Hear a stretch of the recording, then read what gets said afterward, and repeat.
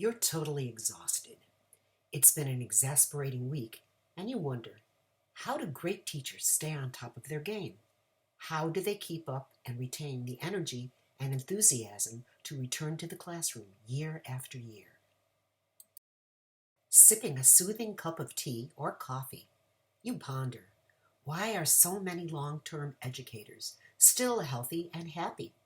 Why have some been so successful and satisfied with their career choice? Another sip. Ah, that's better. The knot in your lower back loosens up a bit.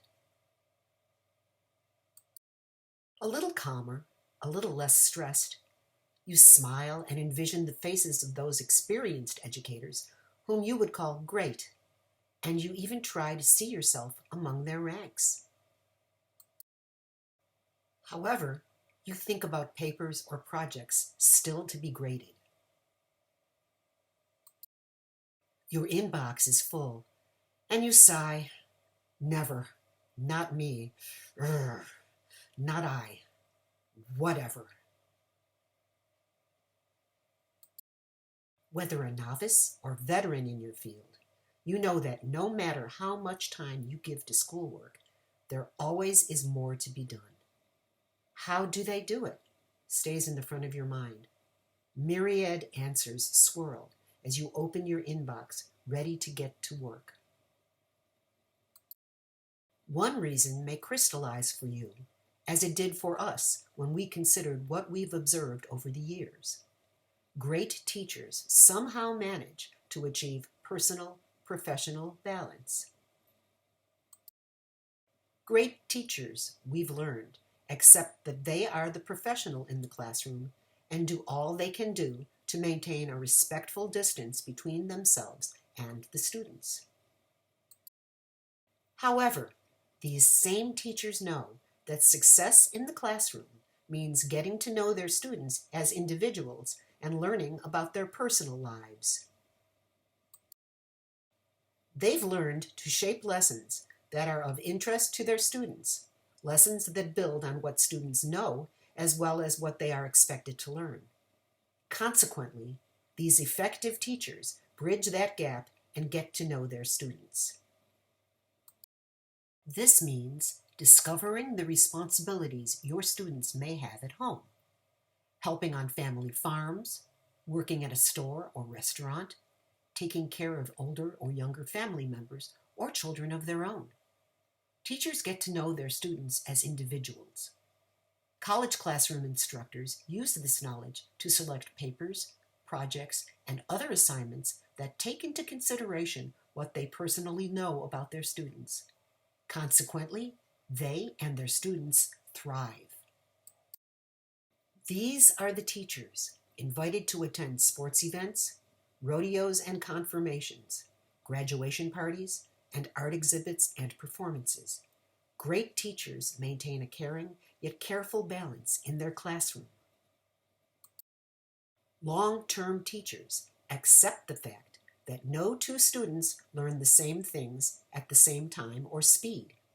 These great teachers refuse to be discouraged for long. Instead, they accept the particular personal circumstances of an individual student, build lessons based on what they learn, and teach those they can. Effective teachers know the value of sharing their stories with their students. Anecdotes will be remembered by your students long after didactic lectures are forgotten. They know that the bridge goes both ways. We ask for their stories. Great teachers are willing to tell them theirs. These educators maintain the balance that creates willingness in students to talk themselves and about themselves and to listen to teachers telling their own stories. They accept that students learn at their own rate, may decide not to share a story, and it's okay. Great teachers don't berate themselves after they've done what they can to bridge the gap between the personal and professional. Another area of balance relates to collegiality. Many attend conferences and seminars, come back fired up, and liberally pass along to others what they've learned. Few great teachers hoard what they know. Great teachers prepare and share. You'll find that those successful educators whom you admire read widely, stay up to date on research. At the same time, they are open-minded and warmly welcome the insight of new colleagues and humbly offer them support on professional and personal issues. You know them. They are the ones on whom you can depend to listen and keep your confidence. Effective educators recognize they cannot do it all. Such partners help support the students so they feel more confident, secure, and open to learning. These teachers are friendly toward, but not necessarily friends with, their students. Great teachers strive for professional, personal balance when preparing for one-on-one conferences. The teacher is the professional hired to teach the content, and success comes more quickly and lasts much longer when teachers recognize the value of cooperation. Warm and welcoming beacons of light within the school community, great teachers are equally amiable with administrators, counselors, and paraprofessionals, secretaries, janitors, and food service personnel. These model teachers generously share with any coworker who needs their professional expertise. Think about it. The teacher you admire often is the one who assists the woman who cleans his room to navigate the legal system to obtain United States citizenship. Most here are familiar with the idea of a Sabbath. True, Sabbath has religious connotations, but observing Sabbath is also an attitude toward work that schedules regular breaks. Great teachers rest regularly. No, rest is not necessarily sitting with one's feet up, a cold drink in one hand and the remote control in the other. Rest can be a brief respite from the demands of the classroom. Many great teachers set aside at least one day a week to do no schoolwork. A regular date night with a spouse or children, with a parent or significant other. If you're a coach or club sponsor, you still can observe Sabbath by focusing attention on the team or club and not on lesson preparation and paper grading.